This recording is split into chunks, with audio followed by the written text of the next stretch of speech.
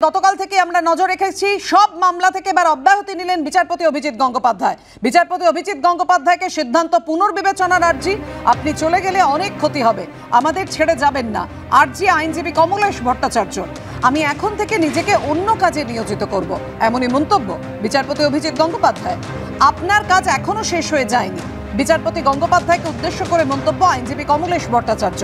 আমি 29 বছর ধরে কলকাতা হাইকোর্টের আইনজীবী, সকলের সঙ্গে যোগাযোগ থাকবে, মন্তব্য বিচারপতি অভিজিৎ গঙ্গোপাধ্যায়।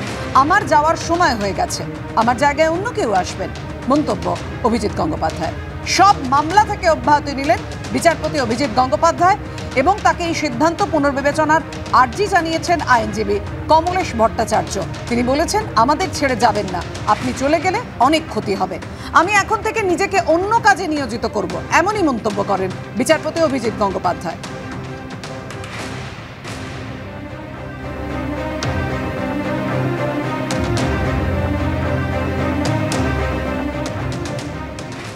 ব্যর্থ ব্রাত্য কুণালের দত্ত।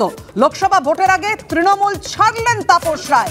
তৃণমূল ছাড়লেন তাপস রায় লোকসভা ভোটের আগে, বিধানসভায় গিয়ে বিধায়ক পদও ছাড়লেন। 1 মার্চেই দলীয় পদ থেকে ইস্তফা দেন তাপস রায়। আর যাই হোক, তৃণমূল কংগ্রেস আমার জন্য নয়, এমনই মন্তব্য করলেন তাপস রায়। তিনবারের বিধায়ক তিনি বলছেন, আর যাই হোক, তৃণমূল কংগ্রেস আমার জন্য নয়। দুর্নীতি ও সন্দেশখালীর ঘটনায় তিনি তাড়িত, সাংবাদিক বৈঠকে জানিয়েছেন তাপস রায়। ইডি অভিযানের পর দলের তরফে কেউ ফোন করেননি। শেখ শাহজাহানকে ইডি টার্গেট করেছে এমন কথাও মুখ্যমন্ত্রী বলেছেন, আমায় কিছু বলেননি, আমি ভারাক্রান্ত, সাংবাদিক বৈঠকের শেষে জানিয়েছেন তাপস রায়। সদ্য বিধায়ক পদ থেকে ইস্তফা দিয়েছেন বরানগরের বিধায়ক তাপস রায়। এই মুহূর্তে বউবাজারে তার বাড়িতে আমরা রয়েছি। তাপসদা, আজকে সকালেও তৃণমূলের শীর্ষ নেতৃত্ব ব্রাত্য বসু, রাজ্যের শিক্ষামন্ত্রী কুণাল ঘোষ এরা এলেন, একটা মানভঞ্জনের প্রক্রিয়া হলো, কিন্তু ফাইনালি আপনি আপনার ডিসিশন যেটা নিলেন সেখানেই স্টিক করে রইলেন। রাজনৈতিক সিদ্ধান্ত তত ঠুনকো হয় না।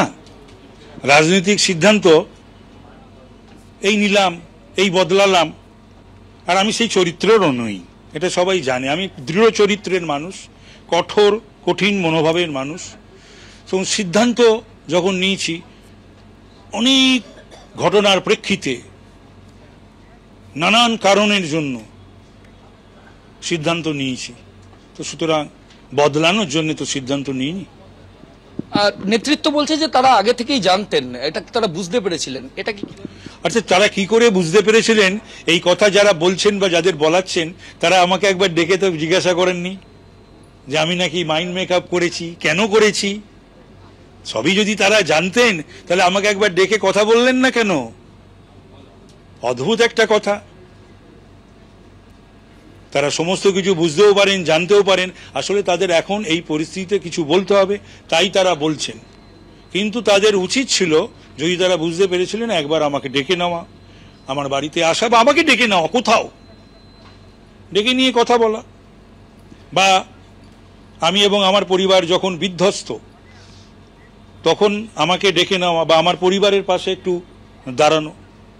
কোনোটাই যখন কেউ করেনি, দলের তরফ থেকে হয়নি, কেউ করেনি, তারপরে আমার মনে হয় তাদের এই ধরনের দেরি হয়ে গেল না, তাদের এই ধরনের কথাবার্তা বলা শোভা পায় না। মমতা ব্যানার্জি, অভিষেক ব্যানার্জি কেউ কন্ট্যাক্ট করেছিল আমার সঙ্গে আগে? এখন না, আগে এই তো আগে অনেকবারই কথা হয়েছে। আগে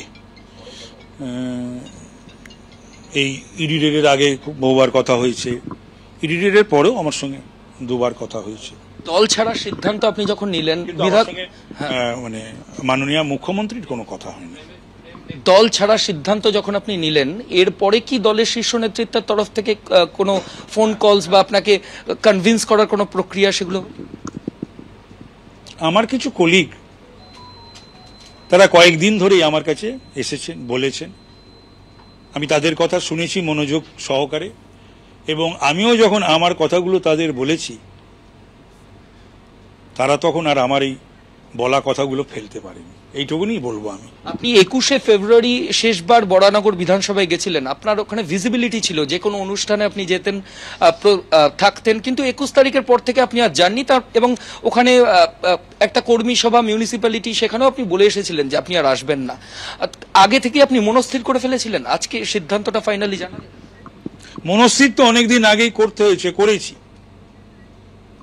বহুবার অবহেলিত, উপেক্ষিত, অপমানিত। আমি সহকর্মীদের নিয়ে অনেক আগে আমার বসা উচিত ছিল, কিন্তু যেহেতু সৌগত দা, অপর্ণা এরা সময় দিতে পারছিল না, অসুবিধাও ছিল, আমাদেরও বিধানসভা চলছিল, আমার চোখের অপারেশন, সব মিলিয়ে 38 দিনের মাথায় আমি একটি খুবই বড়সড় একটা কর্মী সভা করি, সকলের উপস্থিতিতে, মাননীয় সাংসদ থেকে শুরু করে সকলের উপস্থিতিতে আমি আমার যা কথা বলি এবং প্রত্যেককে অ্যালাউ করি তাদের কথা বলতে, তারপর সামাপ করি এবং তাদের এটাও বলে দিয়ে আসি যে আমি এরপর থেকে আসব না, এবং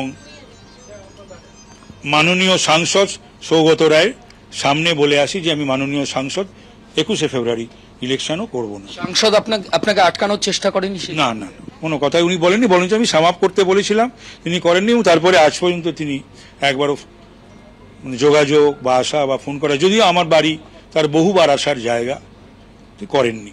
একটা লাস্ট কোয়েশ্চেন তাপসদা, যদিও আপনি এখনো মুখ খোলেননি এটা নিয়ে, বিজেপি বলছে যে আপনি বিজেপিতে জয়েন করতে পারেন, উত্তর কলকাতায় আপনি প্রার্থী হতে পারেন। সুদীপ বন্দ্যোপাধ্যায়, যার বিরুদ্ধে আপনার দীর্ঘদিনের ক্ষোভ, সেই সুদীপ ব্যানার্জির এগেনস্টে আপনি সামনে লোকসভা ভোটে দাঁড়াতে পারেন, এটা কি সত্যি? এগুলো যারা বলছেন তারাই একমাত্র এ বিষয়ে বলতে পারবেন, আমি তো এই বিষয়ে বলার কেউ নই।